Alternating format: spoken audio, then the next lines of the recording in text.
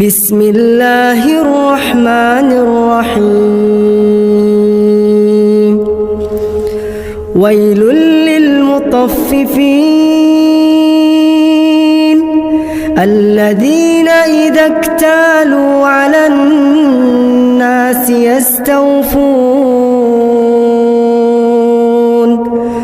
وإذا كالوهم أو وزنوهم يخسرون ألا يظن أولئك أنهم مبعوثون ليوم عظيم